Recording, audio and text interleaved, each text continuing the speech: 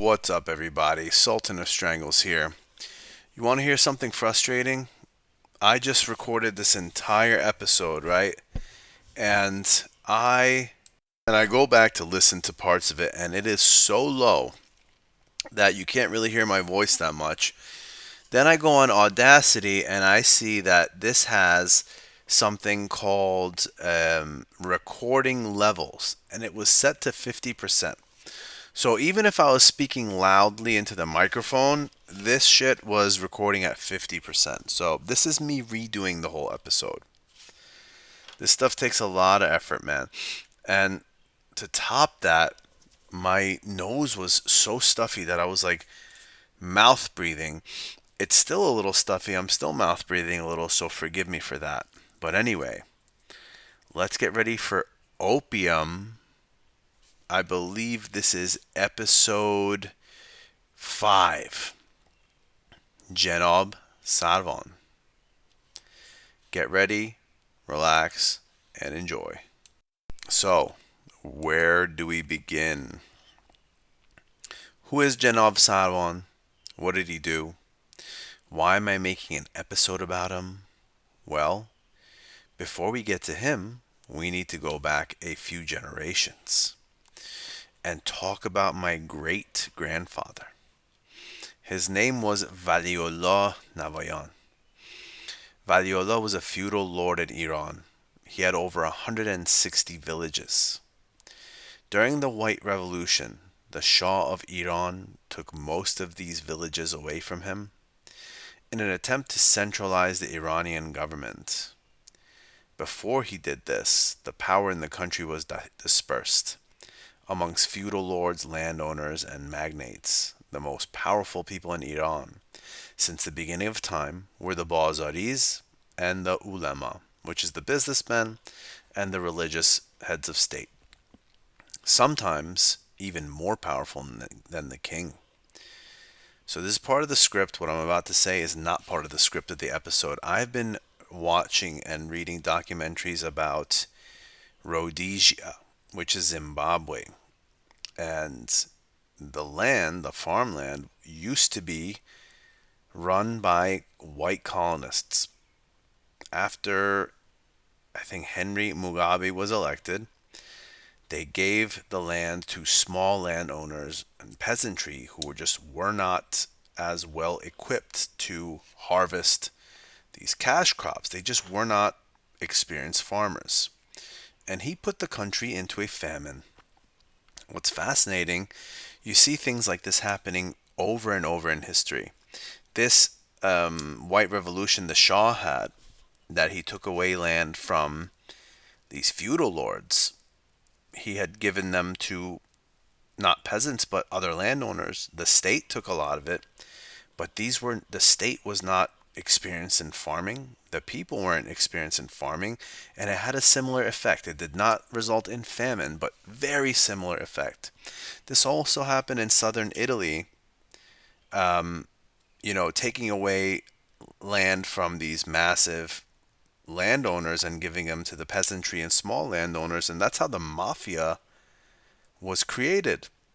There's actually a great documentary. I think it's on Kings and Generals, how the mafia was created. But back to the script, guys. Sorry about the tangent. Valiullah was one of these. He was one of the most powerful men in Iran, especially in the north, where my family is from, Mazandaran. This man was my great grandfather.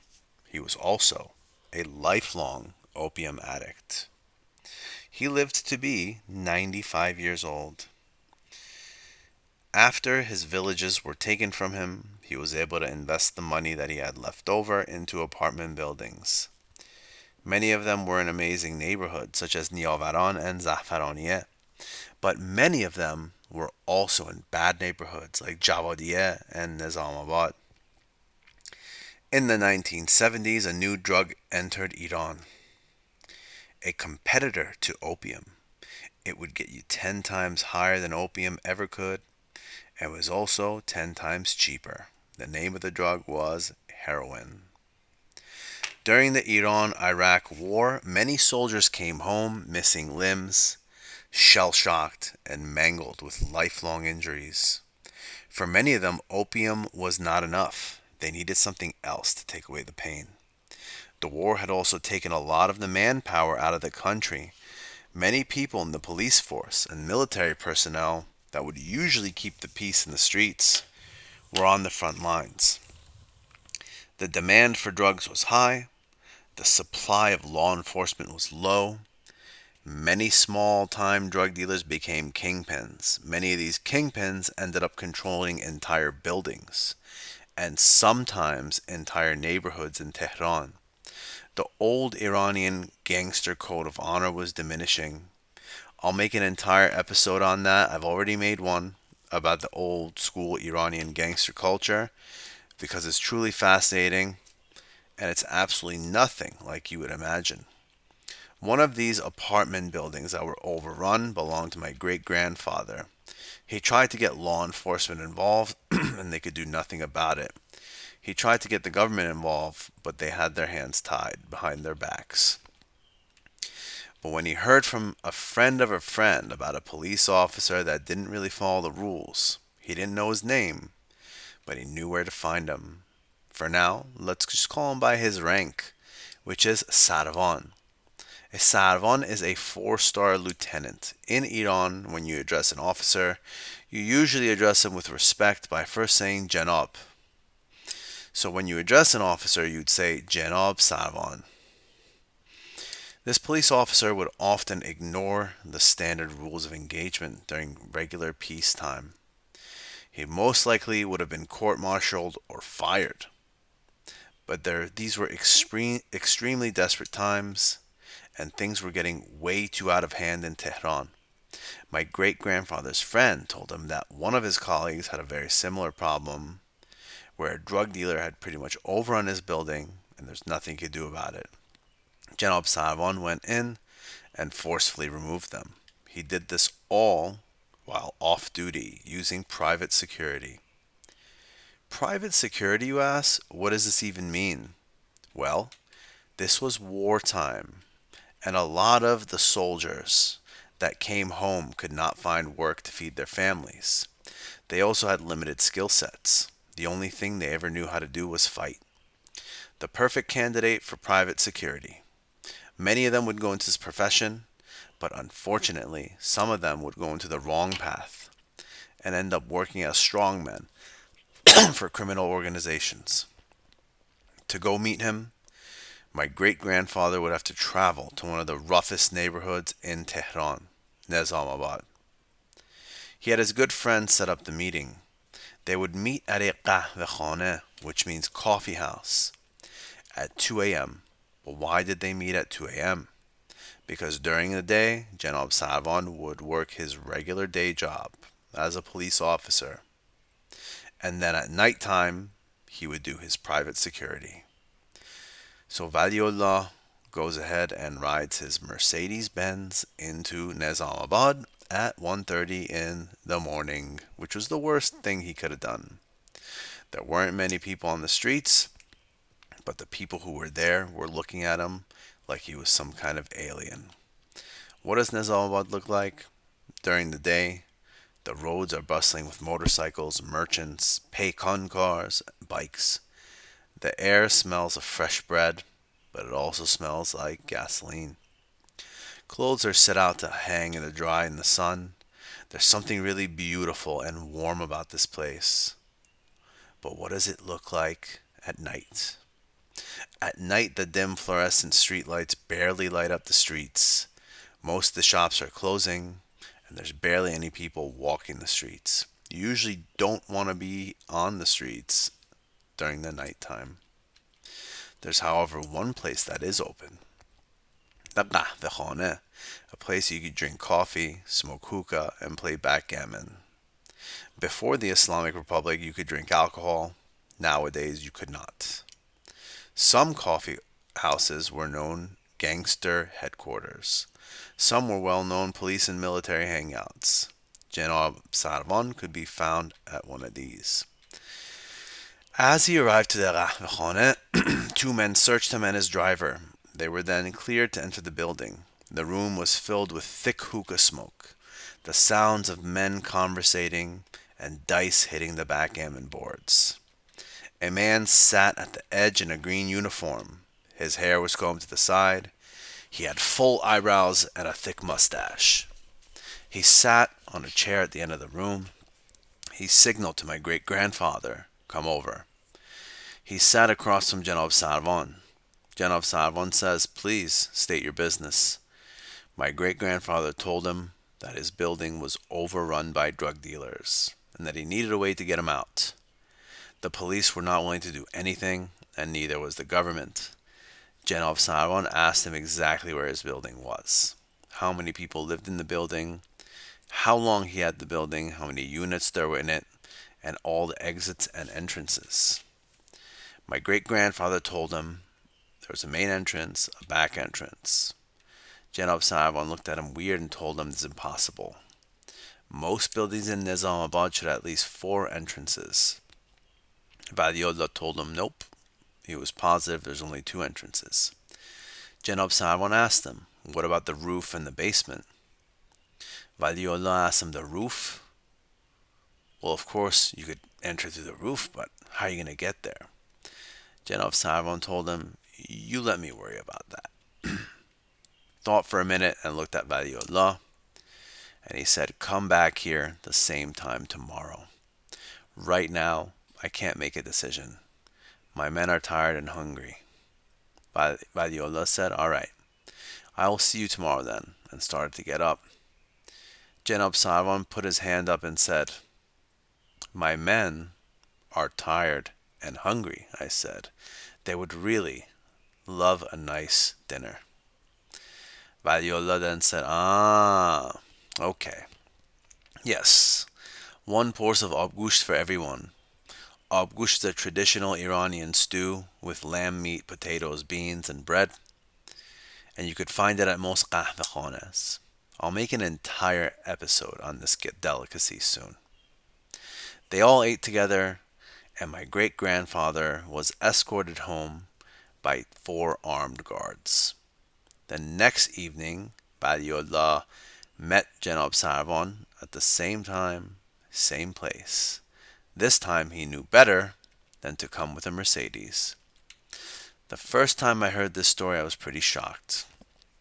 Growing up, I would watch cartoons, movies about Batman, Superman, Spider-Man. Superheroes that always did what were right. They would catch the bad guys and put them away. But the circumstances that I had to grow up in reminded me that these everyday so-called good guys didn't actually exist, which is why they're fictional. The real good guys were the ones that weren't afraid to get their hands dirty. One night I stayed up too late and I got to see the cartoon of my favorite anti-hero. His name was Spawn. I definitely got traumatized because he wouldn't just lock up the bad guys, he would get rid of them permanently. Then I discovered the Punisher, another anti-hero that knew if he locked up the bad guys, they'd just escape and cause more havoc. He'd make sure to make them disappear. The anti-heroes resonated with me more. They were human, they had flaws, and I could surely relate to them.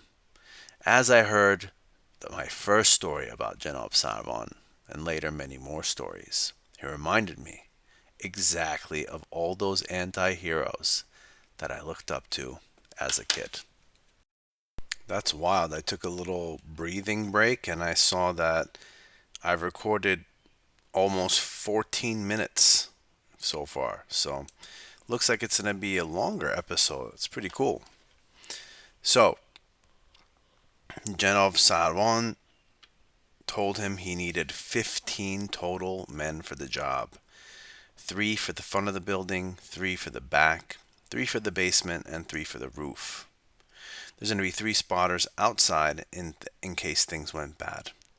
The job would cost 100,000 toman, which was at that time a very large sum of money. It's wild. In 2025, 100,000 toman. I'm not sure what you can get with it. Maybe a sandwich. My great-grandfather tried to do what he does best when he heard that, and it's called chunezani, or bargaining. Jenab Sarvan would not budge.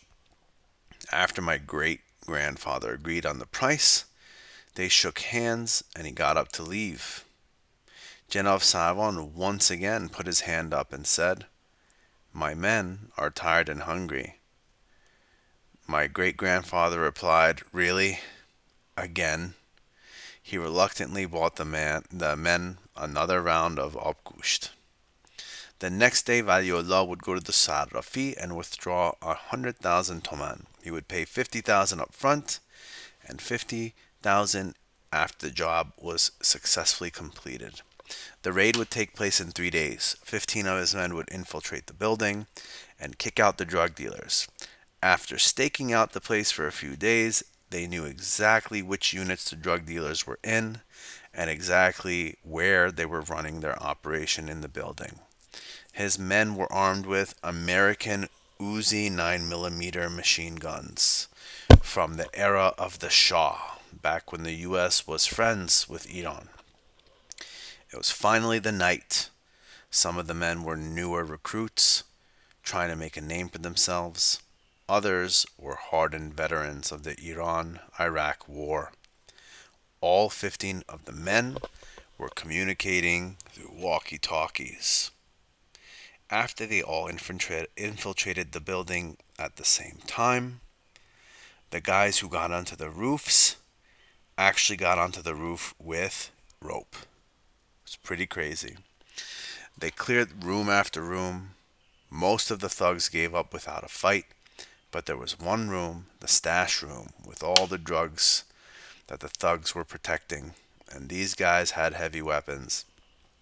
Jenab Sarvan didn't want to face these guys head on and risk any casualties. So he used a very special trick called gaz color. What exactly is this? The compound 2-chlorobenzammalonitrile, a cyanocarbon, is a defining component of the lacrimatory agent commonly referred to as CS gas, a tear gas which is used as riot control agent. It's banned for use in warfare due to the 1925 Geneva Protocol. 2 canisters of CS gas were thrown into the room. His men put on their gas masks beforehand, and before you knew it, you heard heavy coughing, and even some guys running out of the room unable to breathe. Jenab Sarvan felt something pierce his leg. He fell on the ground. As he lay on the ground, confused, he touched his leg and saw he was bleeding. He had gotten shot in the leg. It was the first time in his entire life that he was shot. He'd been shot at many times throughout his career, but never wounded. This injury would plague him for the rest of his life. Luckily, it had gone through one end and out the other. His men arrested all of the thugs, and luckily nobody died that day. He found 200,000 toman worth of heroin, double the street value of the money that was paid to him and his men the days before. He could have easily kept it or sold it on the black market, but as a sworn officer, he did what was right and he got rid of it. They'd leave 5 men in the building for the next 2 weeks to make sure that nobody re-entered or tried to overrun the building again. The job was over, and Valiullah still owed Jenab Sarvan the other half of the payment for the job. They'd meet the next day to make the payment. They finally met the next day. My great-grandfather saw Jenab Sarvan limping to him from far away. He had 2 crutches, and his leg was wrapped up. He asked him, "How's the leg?" Jenab Sarvan responded, "Could be better. I'm in a lot of pain, though." Valiullah said, "Well, here's a little something for the pain," and handed him 1 lul of opium. Jenab Sarvan said, "Nope, I stay away from that garbage." Valiullah said, "Take some, just in case you need it." Jenab Sarvan said, "So, about the other half of the payment." Valiullah handed him the other 50,000 toman in cash, and then gave him his business card. He told him, "With the way things are going in this country, I think I'm going to need you a lot more soon. Jenab Sarvan then said, Dar khidmatatam, which means, I am at your service. As he placed the envelope with 50,000 toman in his pocket, he began to walk away. My great-grandfather then called out, Jenab Sarvan, I never asked you your name. My name, he said, Mohsen. Mohsen what? My great-grandfather asked. He said, Mohsen Sabati. His name was Mohsen Sabati. This man was my father.